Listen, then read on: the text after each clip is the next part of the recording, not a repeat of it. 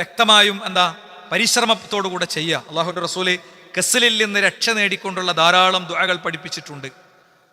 അല്ലാഹുമ്മ ഇന്നി അഊദു ബിക മിനൽ അജ്ലി വൽ കസ്ൽ, അശക്തിയിൽ നിന്നും അതുപോലെ തന്നെ മടിയിൽ നിന്നും ഒക്കെ ഞാൻ നിന്നോട് രക്ഷ തേടുന്നു എന്ന് പ്രത്യേകം പഠിപ്പിച്ചത് നമുക്ക് കാണാൻ സാധിക്കും. അതുപോലെ തന്നെ പൊതുസ്വത്ത് കൈകാര്യം ചെയ്യുമ്പോൾ ഉണ്ടാകേണ്ട ശ്രദ്ധയെക്കുറിച്ചും അല്ലാഹുവിന്റെ റസൂല് പഠിപ്പിച്ചിട്ടുണ്ട്. സാമ്പത്തികം കൈകാര്യം ചെയ്യുന്നവരാണോ കുറച്ച് ശ്രദ്ധിക്കണം. അല്ലാഹുവിന്റെ റസൂല് പറഞ്ഞു, വല്ലാഹി ലാ യഖുദു അഹദും മിൻകും ഷൈഅൻ ബിഗൈരി ഹഖ്ഖിഹി ഇല്ലാ ലഖിയല്ലാഹ യഹ്മിലുഹു യൗമൽ ഖിയാമ.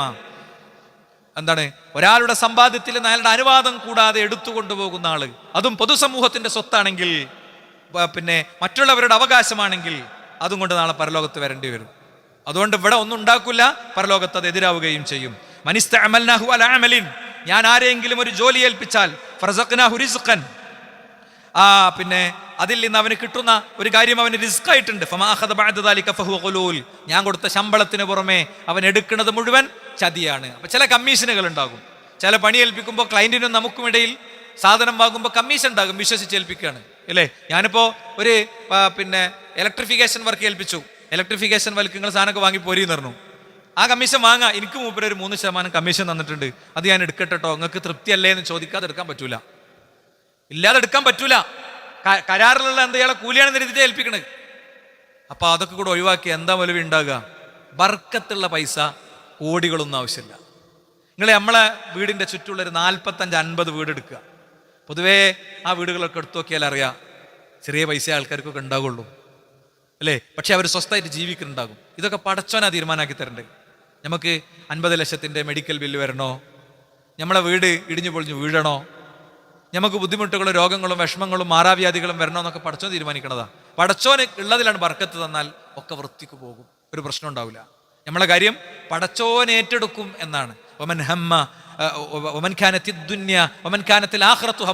ഒരാളുടെ ഉദ്ദേശം പരലോകമാണെങ്കിൽ, ജീവിക്കുന്നത് പരലോകത്ത് രക്ഷപ്പെടാനാണ്, അല്ലാതെ ഇവിടെ വലിയ മണിമാളിക ഉണ്ടാക്കാനും അടിച്ചു പൊളിക്കാനും ആർഭാടാക്കാനും മാറി മാറി ബ്രാൻഡുകൾ മാറി മാറി പുതിയ പുതിയ ഫോണും കാറും വാങ്ങാനും അല്ലേ, കിട്ടിയ പൈസ കൊണ്ടുപോയിട്ട് കംപ്ലീറ്റ് ടൂറിലിടാനും ഒന്നുമല്ല.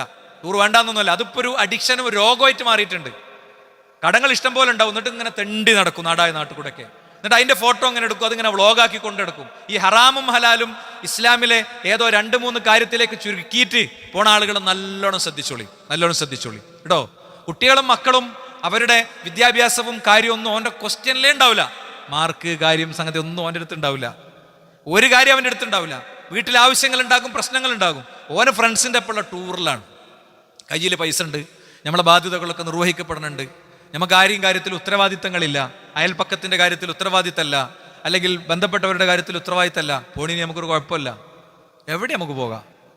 പക്ഷേ ഇതൊക്കെ ചെയ്യുമ്പോൾ വളരെ ശ്രദ്ധിച്ചു വേണം എന്നത്. ഇതിൻ്റെ ഹറാമും ഹലാലൊക്കെ ചെറിയ ചെറിയ നിരക്കിലാണ് എന്ത് ചെയ്യുക, വ്യത്യാസപ്പെടുക എന്നുള്ളത് മറക്കാതിരിക്കണം എന്നാണ്.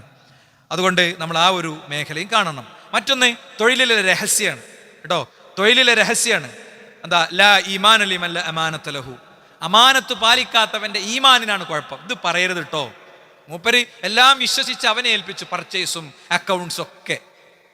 തൊട്ടു മുന്നിലൊരു കട ഇങ്ങനെ പണി നടക്കണത് മൂപ്പര് ഇങ്ങനെ ശ്രദ്ധിച്ചു. ഇതിന്റെ ആളാരാന്ന് മൂപ്പർക്ക് മനസ്സിലാണില്ല. ഇതെന്താ ഇവിടെ തുടങ്ങണമെന്നും അറിയില്ല. ഒരു ദിവസം വർഷങ്ങളായി താൻ നാട്ടിൽ നിന്ന് ടിക്കറ്റ് എടുത്ത് കൊണ്ടുപോയി ഒക്കെ ചെയ്ത തൻ്റെ കട മൊത്തം നോക്കി നടത്തിയ ആൾ പറയാം, ഞാൻ ഒരു ഷോപ്പ് തുടങ്ങാമെന്ന് വിചാരിക്കുന്നുണ്ട്. എവിടെ? ഇവിടെ തന്നെയാണ്. മൂപ്പര് ലൈനിലുണ്ടായിരുന്ന കംപ്ലീറ്റ് ലക്ഷങ്ങളുടെ ബിസിനസ് ഈ കടയിൽ നിന്ന് അപ്പുറത്തേക്കാണ് മാറ്റി. മൂപ്പര് പാപ്പരായപ്പോഴും ലക്ഷപ്രഭുവായി ജീവിച്ച മൂപ്പർക്ക് ഒരു പതർച്ച ഉണ്ടായില്ല കേട്ടോ. മൂപ്പര് രണ്ടാമത് വേറെ ബിസിനസ് ഡെവലപ്പ് ചെയ്ത് അതിലേറെ വലിയ സമ്പന്നനായി. ചതിയാണ്. മഹാസമ്പന്നനായ വ്യക്തി, 10-20 കഫ്തീരിയ ഉണ്ട്. അറബി വന്നിട്ട് ഒക്കെ പിടിച്ചെടുത്തു, ജയിലിലായി കേട്ടോ. ജയിലിലായി. ഒരു നിലക്കും കോംപ്രമൈസ് ഡിസ്കഷനുകളൊന്നും നടന്നില്ല. മൂപ്പര് പറഞ്ഞു, നല്ലോണം ശ്രദ്ധിച്ചോ, എൻ്റെ മനസ്സിൽ നിന്ന് എപ്പോഴോ ഒരു കൈവിട്ടൊരു പ്രാർത്ഥന പോയിട്ടുണ്ട്, ഞാൻ എനിക്കത് ഇഞ്ഞി പ്രാർത്ഥിക്കൂല. 2 കണ്ണും പോയി അറബിൻ്റെ. 13 കഫ്തീരിയും പൂട്ടി കേട്ടോ. അവിടെ മലപ്പുറം ജില്ലയിൽ പെരിന്തൽമണ്ണ ഒരു 10 കിലോമീറ്റർ അപ്പുറത്തുള്ള ഒരു മനുഷ്യനെ കുറിച്ചാണ് ഞാൻ പറയണത്. അയാൾ രണ്ടാമത് അയാൾ ഒക്കെ റീബിൽഡ് ചെയ്തു, അയാൾ ബിസിനസ് ഒക്കെ റീബിൽഡ് ചെയ്തു. ഇതെന്നൊക്കെ പറഞ്ഞ കാര്യങ്ങൾ, ഇത് പടച്ചോന്റെ പരിപാടിയാണ്.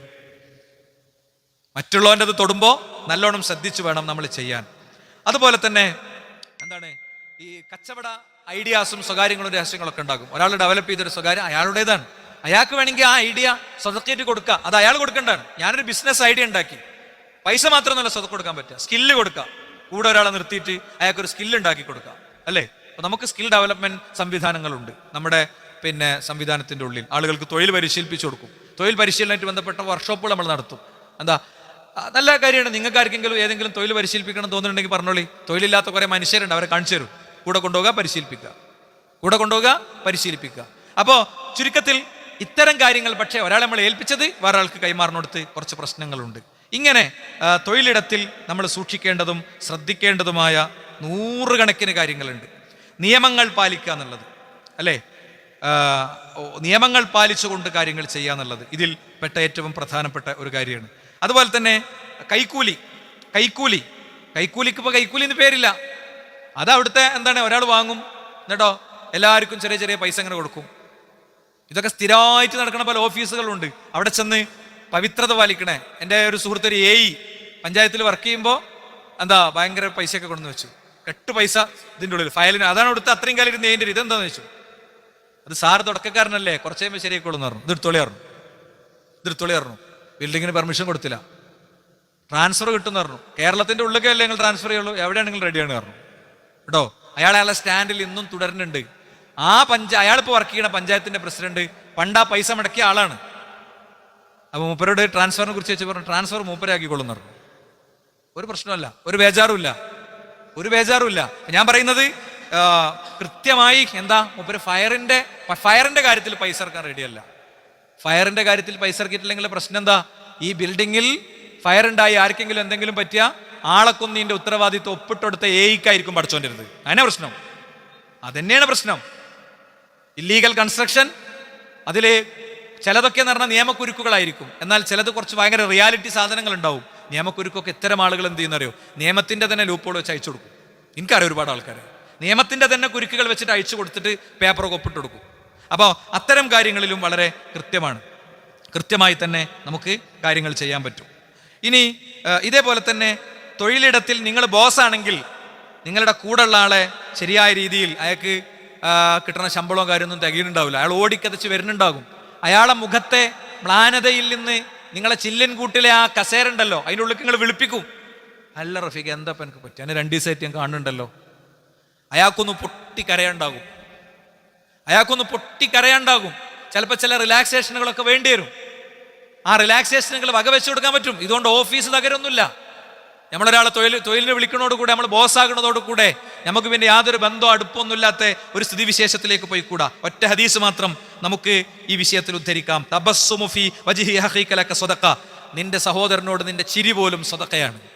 നമ്മൾ ഓഫീസ് കയറി ചെല്ലുമ്പോൾ എല്ലാവരോടും ഒന്ന് ചിരിച്ച് വർത്താനം പറഞ്ഞ് പുറത്ത് തട്ടി ഓരോ കൂടെ ഒരു ഗ്ലാസ് ചായ കുടിച്ചാൽ ഒന്നും സംഭവിക്കുന്നില്ല കേട്ടോ, ഒന്നും സംഭവിക്കൂല. അള്ളാഹുവിന്റെ റസൂല് സല്ലല്ലാഹു അലൈഹി വസല്ലമ